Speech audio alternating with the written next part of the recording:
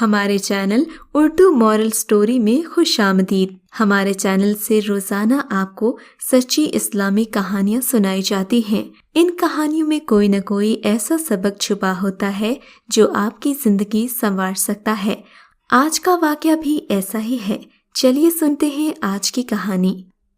میں اس وقت اپنے ماں باپ سے بچھڑی جب بچے کو سب سے زیادہ ان کی ضرورت ہوتی ہے۔ کچھ وقت تک میرا یہی خیال تھا، مگر اب مجھے لگتا ہے اولاد کو ہر عمر میں ماں باپ کی ضرورت ہوتی ہے۔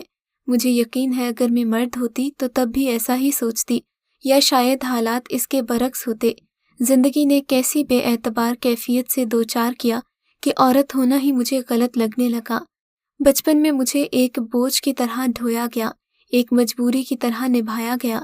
میری پھپھو نے جو مجھے دل پر پتھر رکھ کر اپنے گھر لے گئی تھی، پہلے ہی دن سے میرا بچپن مجھ سے چھڑا لیا۔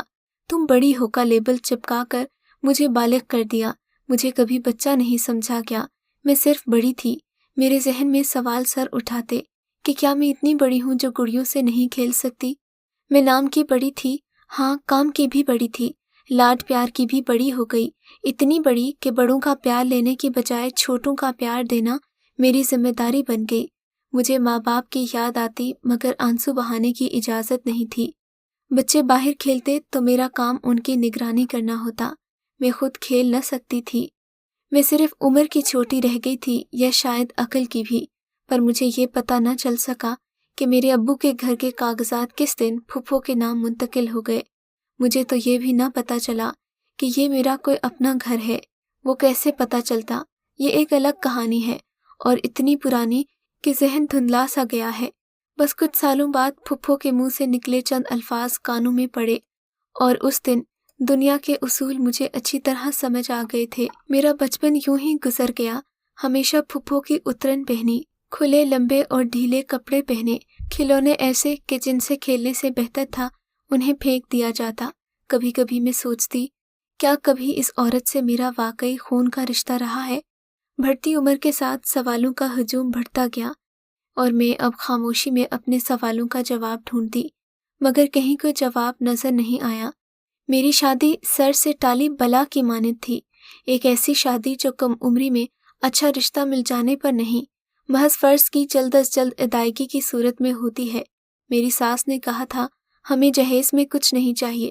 بدلے میں میری پھپھو نے کہا بہت شکریہ، ہم کون سا کچھ دینے کو مر رہے ہیں۔ میں صرف اپنے گھر والوں کے لیے نہیں، اپنے شوہر کے لیے بھی گلے پڑی بلا تھی۔ مجھے پہلی رات ہی بتا دیا گیا کہ مجھ سے کوئی امید مت رکھنا، میں تمہاری توقعات پر پورا نہیں اتروں گا، بلکہ میں اترنا ہی نہیں چاہتا۔ سچے کھرے مرد مومن نے اپنا عہد پوری زندگی نبھایا۔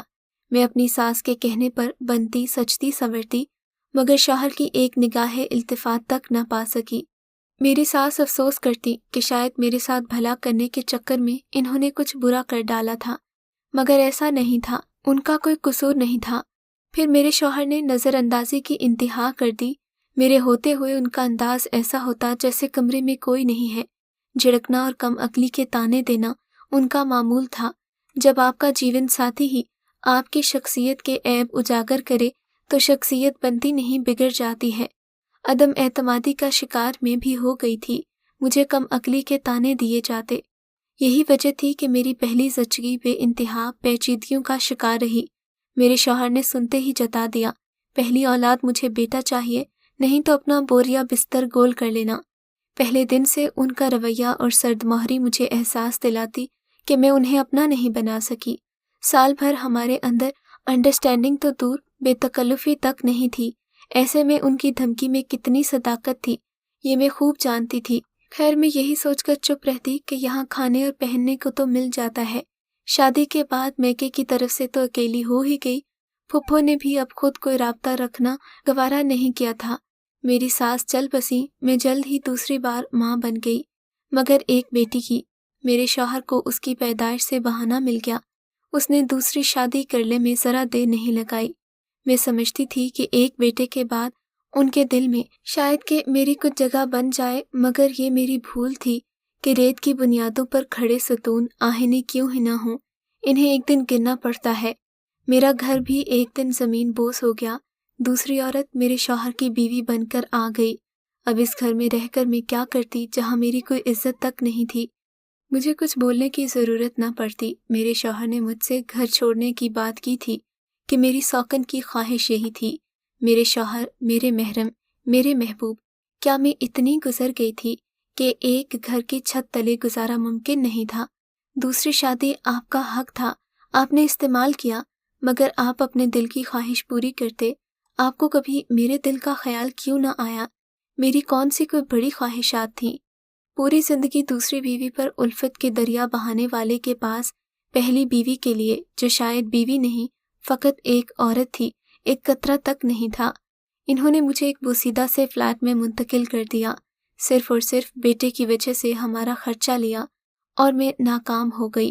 پھر ایک ایک کر کے میری سبھی خوشیاں مجھ سے چھنتی گئیں۔ بچے بڑے ہو گئے، میں نے نان نفقہ ملنے کے باوجود ملازمت کی، کبھی دن کے وقت اسکول میں، کیونکہ زیادہ پڑھی لکھی تو نہیں تھی، پرائمری کلاس میں اردو اسلامیات پڑھاتی۔ ایک دو بار کینٹین کھولنے کی کوشش کی جس میں بہت نقصان ہوا۔ مزید پیسے مانگنے پر میرے شوہر نے 2 ماہ کے لیے لگا بندھا خرچ بھی روک لیا۔ میں چپ رہی۔ میں نے موم بتیاں بنائیں، فیکٹری سے مال لا لا کر دہاڑی پر سلائیاں کیں، 3 ٹائم چائے روٹی یا چٹنی کھا کر گزارا کیا۔ شوہر کے دیے ہوئے پیسے اتنے مختصر ہوتے کہ بچوں کی اسکول فیس اور ایک ٹائم کے کھانے کے بعد باقی سارے خرچے منہ کھولے کھڑے مجھے دیکھتے رہتے۔ بہرحال دن گزر ہی جاتے ہیں، کسی کے لیے ٹھہرتے نہیں۔ بیٹی میٹرک میں آ گئی، بیٹے نے شاندار نمبروں سے انٹر کیا، بس اسے BA کرنا تھا۔ اس دن مجھ پر ایک اور انکشاف ہوا کہ میرا بیٹا، میرے جگر کا ٹکڑا، میرا شہریار مجھے چھوڑ کر اپنے باپ کے پاس جانا چاہتا ہے تاکہ روپے پیسے کی تنگی سے نکل کر ڈھنگ سے پڑھائی کر سکے۔ میں نے تو انہیں خالی آنکھوں سے اسے التجا کی تھی جنہیں میری بیٹی جذبات سے آری کہتی تھی، مگر اس پر کوئی اثر نہیں ہوتا تھا۔ میری زندگی بھر کی ریاضتوں، محنتوں اور رت جگوں کا اس نے یہ صلا دیا کہ اپنے دیے ہوئے باپ کے لالچ کے آگے چند دن بھی نہ ٹھہر سکا۔ زبیر احمد کی کوئی اور اولاد نہیں ہوئی تو سالوں بعد انہیں اپنے بیٹے کا خیال آ گیا۔ زبیر کو وہ دن بھی تو یاد ہوگا جب وہ پہلی بار گھر کے اندر آئے تو مجھ پر ایک اور ستم توڑنے کے لیے۔ امی جان، آپ فکر نہ کریں، ویکنڈ آپ کے پاس ہی گزاروں گا۔ وہ جانے سے پہلے مجھے تسلیاں دیتا رہا۔ میں خاموش لبوں سے بس اسے دیکھتی رہی۔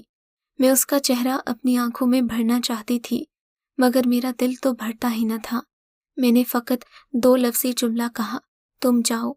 اب مجھے سب سے زیادہ اسی کی ضرورت تھی، حالانکہ وہی میری زندگی کا سہارا تھا۔ اسے اپنے پیروں پر کھڑا کرنے کی خواہش میں نے اپنی بے ساکھیاں توڑ ڈالی۔ میں نے اس کے لیے کیا کچھ نہیں کیا، اپنی جوانی رول دی۔ میں جانتی تھی کہ میری مامتا بلک رہی ہے، مگر میں نے اپنے بیٹے سے کچھ نہ کہا۔ پھر وہ باقاعدگی سے ہفتے میں آیا کرتا تھا، ایک بار میرے پاس رہا کرتا تھا۔ اس دن گھر میں عید کا سا سما ہوتا۔ 1 ہفتے کی بچت جوڑ کر، کبھی ادھار لے کر میں اس کی پسند کا کھانا بناتی، مگر پھر اس کے آنے کے دوران وقفہ بڑھتا گیا۔ پھر وہی ہوا جس کا مجھے خوف نہیں، یقین تھا۔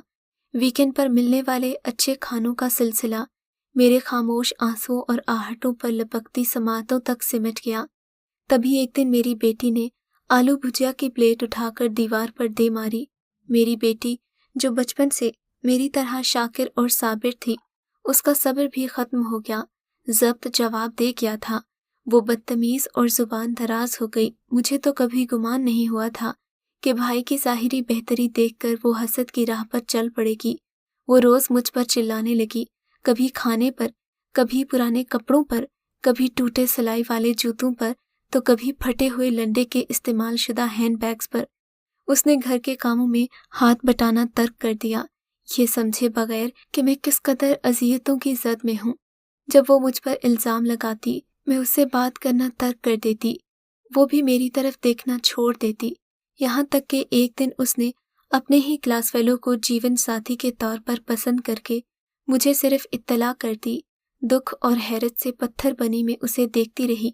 یہ بغاوت اس کے اندر کب پیدا ہو گئی؟ اس کا لب و لہجہ اور انداز، میرا دل چیرنے میں کسی نے بھی کوئی کسر اٹھا نہ رکھی تھی، سو وہ کیوں پیچھے رہتی؟ ایک اور چرکا سہی، اس کا کلاس فیلو پھپھو کے دیور اجمل کا بیٹا تھا، وہی اجمل جس نے ایک عمر تک مجھے اپنی ہوس پوری کرنے کا ذریعہ بنانا چاہا تھا۔ مجھے اختلاف کرنا پڑا اور کرنا ہی تھا۔ میں کسی صورت اس شخص کے بیٹے سے اپنی بیٹی کی شادی نہیں کر سکتی تھی۔ اس کی ایک وجہ وہ گھر تھا جو میرے باپ کا تھا، اور کئی سالوں کے بعد اپنی کولیگ کے اکسانے پر میں نے اسے واپس لینے کا ارادہ کیا۔ اس دن میں نے پہلی بار اپنے کسی حق کے لیے قدم اٹھایا۔ اپنی کولیگ کے شوہر کے ذریعے پھپھو کو اپنے باپ کے گھر کی ملکیت کے لیے قانونی نوٹس بھجوایا۔ کئی دن کے بعد مجھے پتا چلا پھپھا دنیا میں نہیں رہے۔ ان کی 2 بیٹیاں بن بیاہی ہیں، دہلیز پر بیٹھی بوڑھی ہو رہی ہیں۔ یہ قانونی چارہ جوئی غربت اور کسی مرد کی غیر موجودگی میں ان کے لیے مصیبت سے کم نہیں تھی۔ زندگی کا پہلا احتجاج اتنا جلدی اور خوشگوار نتیجہ میرے سامنے لے آئے گا سوچا نہیں تھا۔ اپنی بیٹی سے تو میں بات نہیں کر سکتی تھی، اسے بتا نہیں سکتی تھی کہ اس لڑکے کا باپ ایک بد کردار آدمی تھا۔ اس نے نہ صرف تمہاری ماں پر اس وقت بری نظر رکھی جب وہ اپنے وجود سے انجان ایک معصوم بچی تھی، بلکہ کئی بار اپنے گھنونے مقاصد کے لیے استعمال کرنے کی کوشش کی۔ اسے میری بات سننا تو گوارا ہی نہیں تھی۔ میری بیٹی چلاتی رہی، اس نے ساری چیزیں توڑ ڈالی، پھر وہ بپھر گئی اور میں ہمیشہ کی طرح چپ ہو گئی۔ کیا میں اسے یہ کہتی کہ اس لڑکے کا باپ اچھا آدمی نہیں ہے؟ کیا وہ اس بات کا مطلب سمجھ جاتی؟ پتہ نہیں۔ قدرت نے مجھے اولاد اور وہ بھی بیٹی کی آزمائش میں کیوں ڈالا؟ اس نے تو مجھے یہاں تک کہہ دیا کہ میں اس کی خوشیوں سے جلتی ہوں، اور پھر موبائل پر ایک مختصر سا پیغام چھوڑ کر وہ مجھے چھوڑ کر ہمیشہ کے لیے چلی گئی۔ میں پاپا کے پاس ان کے گھر جا رہی ہوں کیونکہ اب میں آپ کے ساتھ نہیں رہنا چاہتی، نہ ہی میں اس گھٹن زدہ ماحول میں رہ سکتی ہوں۔ اچھی زندگی پر میرا بھی حق ہے۔ سترا میری بیٹی، میری جان، تم کیوں چھوڑ گئی مجھے؟ میں تو تمہیں سمجھتی تھی کہ بیٹی ہونے کے ناطے تم میرے جذبات اور تنہائی کو سمجھو گی، مگر تم نے کبھی سمجھا ہی نہیں۔ اب مجھے کسی اور چیز کا خوف تو نہیں، ہاں مگر پہلے کی طرح اس بات کا ڈر ضرور ہے کہ میرے خلاف میری بیٹی کو اس کے سسرال والے کچھ اس طرح سے بھڑکائیں گے کہ وہ میرے نام سے بھی نفرت کرے گی۔ یقیناً وہ اس کی نظر میں مجھے بد کردار بنا کر پیش کریں گے۔ میں جانتی ہوں میری اولاد میری لاکھ چاہتوں کے باوجود بھی مجھ سے نفرت کرے گی، اور شاید یہی میرا مقدر ہے۔ اگر آپ کو آج کا یہ واقعہ پسند آیا ہے تو اس ویڈیو کو لائک ضرور کیجیے، اور اس طرح کے مزید قصے سننے کے لیے ہمارے چینل اردو مورل سٹوری کو سبسکرائب ضرور کیجیے۔